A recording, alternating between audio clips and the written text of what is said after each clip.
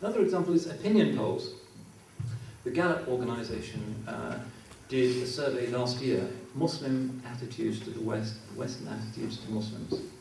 Now this was really an eye-opener because they're the major polling organization in the world. It was done with a very, very large sample across the Muslim world and also across the West. And the results are on the Gallup organization website, and it's actually coming out now as a book.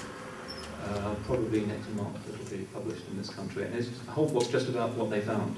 What do they think of us? What do we think of them? And they found some amazing things. They found that in Britain and Germany, Muslims are more likely to feel loyal to the country than Christians are. There's about 6 or 7% difference. That's not what Melanie Phillips and the others are saying, but that's what they found. They found that in terms of violence, Muslims are always being told to renounce violence. Americans are 3 times more likely to regard it as legitimate to target civilians in war than Iranians are. Another thing that doesn't really fit the stereotype, but that's what they found. And then again and again, they found these stereotypes being overturned.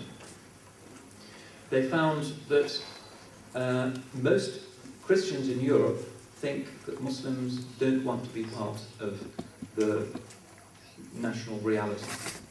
They found that the overwhelming majority of Muslims do.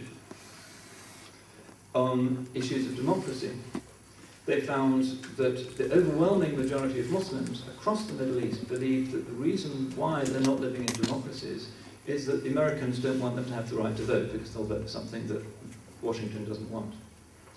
They don't say it's because Islam is against democracy or Islam has to be this, that, or the other thing. They say it's because the Americans prefer Hosni Mubarak and all of the other rulers to what we might actually want ourselves. But that religious Muslims in the Middle East, and Chris Patton actually gave a speech in Oxford recently, flagged this up. Religious Muslims in the Middle East have more confidence in the ability of democracy to supply good government than people do in Western Europe. So again, the usual media images that are almost standard received wisdom now seem to be complete inversions of the actual reality. And if you know Muslims and you travel in the Muslim world, you can see for yourself that Muslims are not this kind of demonic, ferocious, jihadist other, but that they're human beings with perfectly legitimate, reasonable aspirations. The problem is, again, communication. In this age of mass communication, how do you actually get that onto Sky News? And I've talked about this with journalists, and most journalists are not part of some evil Western conspiracy just to misrepresent Muslims because they're Zionists or Freemasons or whatever. A lot of Muslim activists would say the reason is when Muslims get really hurt by this. They say it's because the only way you can really report something that's kind of culturally or regionally different is violence or natural disasters. You can't really report anything, not just from the Islamic world, but from Latin America or from India or from anywhere, and make it really significant news, unless it's really bad news. But some declaration by 700 men in turbans, and there were even some women present as well, that can't make it onto a significant news channel, because nobody's throwing a bomb. There's no conflictual element involved, and we can't make it into a story. We can see that this is important to get it across, but where is the context in terms of the drama-led news imperative? If you give them something that's kind of informative, it's a bit dry, you see conference, and how interesting is that visually? Usually not, especially Muslim conferences, speeches. That's not going to be enough to stop people switching over onto Fox or whoever it is that's putting on the Palestinian who's blowing himself up that evening. That's a real problem. But I think that the Muslim awareness of this, which is that it is a significant problem, Muslims do feel that they are increasingly the victims of discrimination and prejudice. And I was yesterday with somebody called Timothy Garton Ash, who's a professor at Oxford and writes with The Guardian, sort of quite well received in government circles regarding European issues. And he says that the situation in France is much worse than in England, because the parties in France agree that you cannot field a Muslim candidate for a general election. because that will bomb. The population will simply not accept it. In England, you can. There's an increasing number, to the great credit of the British system, despite everything, despite the residual racism and Islamophobia. It's still possible to get English people to vote for the guy who's from the other religion and the other race. We can do that, and increasingly we are doing that. But in France, nobody, not one at the last election. So when Sarkozy appointed as his justice minister this woman of Moroccan origin, a very impressive woman, he couldn't choose her from the MPs. She had to come from outside Parliament, which in the French constitution you can do. But he did want to bring in at least one ethnic minority voice, because otherwise the all-white Parliament is too outrageous in France, where maybe 8% of the population is Muslim. So things are not very good here, but they're not as bad as they are in some other European countries. In Holland, particularly bad. In Denmark, particularly bad. In Germany, in some parts of Germany, also starting to look a bit ominous. In Russia, now disastrous with the rise of odd kinds of orthodox nationalism and neo-Nazi parties that have completely run the Muslim population out of town in many parts of northern Russia. Here, somehow, it's not quite so bad. But how do you actually try and change this darkening public mood? Well, there are some, and there are Muslims who would say that Europe has always been the most violent, the most intransigent, and the most unstable continent, despite this talk of European values. Europe has always stood for enlightenment and democracy, freedom, human rights. Well, the 20th century is kind of an uneven century, shall we call it that, for Europe. Mark Mazur, the historian, calls his book about 20th century European history, The Dark Continent.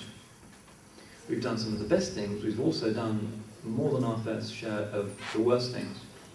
And many of the new movements that are popping up on the European continent in particular do seem to be the genetic descendants of the movements that 60 years ago were marching around the streets in jackboots shouting about the Jews. It's sort of the same people. So there is a growing mood amongst Muslims to say, well, this is just Europe being itself. They did it to the Jews and the Gypsies, and they did it to the Bosnians and at Srebrenica, and now when they truly return to their ancient xenophobic crusading instincts, it's going to be the Muslims in the concentration camps. I don't believe for a moment that things will move like that, because I think the kind of mentality that generated the growth of fascism in the 20s and 30s was something that's actually quite different to the current mood of xenophobia, which is real, but I don't think is so deeply rooted, for instance, in religious attitudes. There was a certain religious anti-Semitism that was normal in the 20s and 30s in Europe, which now has, in the mainstream churches, almost entirely dissipated. Cultural soil in which that thing can grow has been cleansed substantially. So again, I'm not particularly pessimistic. Nonetheless, the situation isn't good. And how do we convey the reality to the population who passively slump with a beer in front of the news every evening, learning what's going on in the world? Well, I would say use the new technology and actually talk to people. If it is actually impossible for even the best intentioned journalist to explain the reality of what Muslims want and how Muslims are and what Islamic law might be, if because of the nature of the industry they can't do that, then it's up to the Muslim community to stop complaining and to explore alternative channels of communication. And the most important way is actually through word of mouth, because increasingly in our pluralist, multicultural world, we have neighbours from the other group, and we're working with people from the other group. And generally, people who have experience of Christians or Muslims or Jews are far less likely to be prejudiced than people who don't. So one of the things that the Gallup poll revealed, because one of the questions they put on this, people must have been very patient to go through the whole survey, but they did, was they differentiated between people who had attitudes about Muslims never having met one, and who had attitudes about Muslims having met one. And over 30% of Americans thought that Islam was inherently anti-American. But when you talk to people who'd met Muslims, it went down to about 10%. Very substantial drop. And here, the experience is the same. And there's also a certain maturing cynicism that we have here, I think, about the news and about the media. People are rather sceptical. And generally people have the common sense and the goodwill to trust their own experience of people rather than just to listen to sound bites and journalistic generalizations. But this means the Muslim community has to do that controversial thing, integrate a bit more. Don't retreat because you think everybody hates you. Maybe a lot of them do hate you, but the response to that cannot be to retreat. Yesterday I talked to a German journalist who'd been present at a police raid at a mosque in Hamburg. Police found nothing at all. But they made everybody, when the Friday prayer was over, wait in the mosque for 6 hours while they searched the premises. They didn't allow anybody out. And the attitude was particularly kind of hostile. And this young second-generation German afterwards tells the journalist that if you reject us, we reject you, which is the essence of the problem. You can't get people to integrate if they feel that they're rejected. If the public mood is one of dislike for Muslims, it's very difficult then to tell the community, join us, because you can't push people away with your words and beckon them through various multicultural policies. That's simply not going to work. You have to win the hearts and minds. But even if the outside community seems to be increasingly hostile, that is not a reason for isolating oneself. In Islamic law and Islamic tradition, there isn't really precedent for ghettoization. It's not there, it's not necessary. And one of the things that I do see in Cambridge that I find most encouraging is that we now have 700 British Muslim undergraduates from communities like this, communities all over England, who, because of real intelligence and hard work and often parental direction, as traditional Asian family, rather dictatorial virtues, have allowed their young people to go up like rockets, and now they're doing very well as medics, lawyers, engineers and so forth in, of course, the world's best university. That's very encouraging, and that generation is starting to influence people. They can talk to professors, and immediately the professors' views about Islam supplied by the way Islam is reported in the media dissipate because they're actually talking to somebody.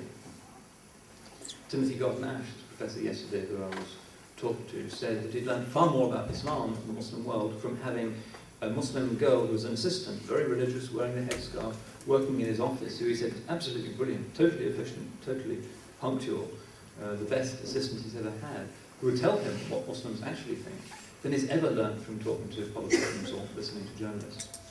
So really, the stage of complaining about media images of Muslims, I think, is over, and Muslim communities have to do more about actually explaining themselves, opening themselves up to questions, being frank about problems in their communities, rather than just pretending everything is wonderful, and just being ordinary citizens, part of the national conversation, because most people in this country and around the world aren't fanatics, and deep down don't really want to be fanatics. It's not human nature to be permanently angry and full of hate all the time. Sometimes we're like that, we feel threatened and cornered, for whatever reason. People may manipulate us, the media may manipulate us to feel like that. It's not the fitra, it's not human nature. Human beings, we like to relax, and we can't really relax if we're endlessly suspicious and paranoid about others. So the real challenge for British society right now is to try and get around the media rather than to go through the media, and to create alternative forms of networking, communication, so that we can actually come to understand each other and know each other and realise that we all have virtues, we all have vices, we all have faults.